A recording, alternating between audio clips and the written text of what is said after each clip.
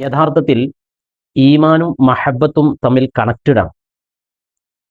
സ്വഹീഹുൽ ബുഖാരിയിലും സ്വഹീഹ് മുസ്ലിമിലും ഉദ്ധരിക്കുന്ന ഒരു ഹദീസിൽ കാണാം, മുത്തുനബി സല്ലല്ലാഹു അലൈഹി വസല്ലമ തങ്ങൾ പറയാണ്, ഈമാന്റെ മധുരം ലഭിക്കാൻ 3 കാര്യങ്ങൾ ഉണ്ടാവണം. 3 കാര്യങ്ങൾ ഒരാളിൽ ഉണ്ടായാൽ ഈമാന്റെ മധുരം അവന് കിട്ടും. അതിൽ ഒന്നാമത്തെ കാര്യം, മറ്റെല്ലാ വസ്തുക്കളെക്കാളും അള്ളാഹുവും അള്ളാഹുവിന്റെ റസൂലും അവന് ഇഷ്ടപ്പെട്ടതാവുക എന്നതാണ്. മറ്റെന്തിനേക്കാളും മുത്തുനബിയും അള്ളാഹുവും ഇഷ്ടപ്പെട്ടാൽ ഈമാന്റെ മധുരം ലഭിക്കുമെന്നർത്ഥം. അതായത് മഹബത്ത് ഉണ്ടെങ്കിലേ ഈമാൻ ഉള്ളൂ എന്നർത്ഥം.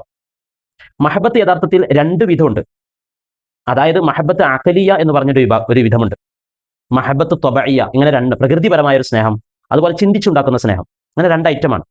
പുസ്തകങ്ങൾ വായിച്ചപ്പോൾ നബിയെ സ്നേഹിക്കണം എന്ന് കിട്ടി. പ്രസംഗം കേട്ടപ്പോൾ, ക്ലാസ് കേട്ടപ്പോൾ നബിയെ സ്നേഹിക്കണം എന്ന് കിട്ടി. നബിയെ സ്നേഹിച്ചാൽ സ്വർഗം കിട്ടുമെന്ന് മനസ്സിലാക്കി. നബിയെ സ്നേഹിച്ചിട്ടില്ലെങ്കിൽ നരകത്തിൽ പോകേണ്ടി വരും എന്ന് മനസ്സിലാക്കി. അങ്ങനെ ചിന്തിച്ചു മനസ്സിലാക്കി ഉണ്ടാക്കുന്ന, ബുദ്ധി കൊണ്ട് ചിന്തിച്ചുണ്ടാക്കുന്ന സ്നേഹമാണ് മഹബത്ത് അഖലിയ. എന്നാൽ നബി സല്ലല്ലാഹു അലൈഹി വസല്ലമ തങ്ങളോടുള്ള സ്നേഹം, ഇഷ്ടം, അത് ചിന്തിച്ചുണ്ടാക്കുന്നതിലപ്പുറം ഒരു ത്വബഇയ്യായ പ്രകൃതിപരമായ ഒരു സ്നേഹമായി മാറാൻ കഴിയണം. എന്നാൽ നമുക്ക് രക്ഷപ്പെടാൻ കഴിയും.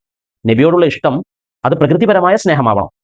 അതുകൊണ്ടാണ് നമ്മൾ ഒരു പൂവ് കാണുമ്പോൾ, സുന്ദരമായ പൂവ് കാണുമ്പോൾ, റോസാപ്പൂ കാണുമ്പോൾ അതൊന്ന് വാസനിക്കാൻ ഇഷ്ടപ്പെടുന്ന ഒരു ഇഷ്ടമുണ്ടല്ലോ, അത് ചിന്തിച്ചുണ്ടാക്കുന്നതൊന്നുമല്ല, അത് പ്രകൃതിപരമായ ഒരു മനുഷ്യനുള്ളതാണ്. അതൊന്ന് വാസനിച്ച് നോക്കുക, അതൊന്ന് തൊട്ട് നോക്കുക. അതേപോലെ തന്നെ കുറേ കുട്ടികൾ ഇങ്ങനെ കളിക്കുന്നുണ്ട്.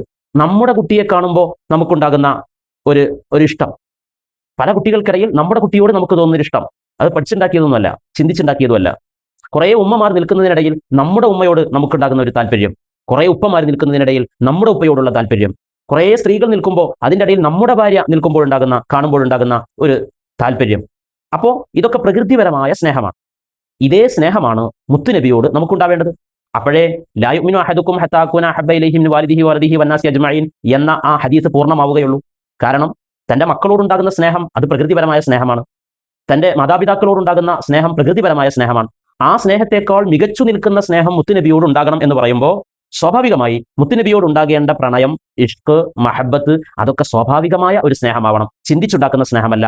പ്രകൃതിപരമായി നമ്മിൽ ഉണ്ടാകുന്ന ഒരു സ്നേഹമാക്കി മാറ്റാൻ കഴിഞ്ഞാൽ അത് ഈമാനിന്റെ പൂർണ്ണതയാണ്. അങ്ങനെ സ്നേഹിക്കാൻ അള്ളാഹു നമുക്ക് തൗഫീഖ് തരട്ടെ.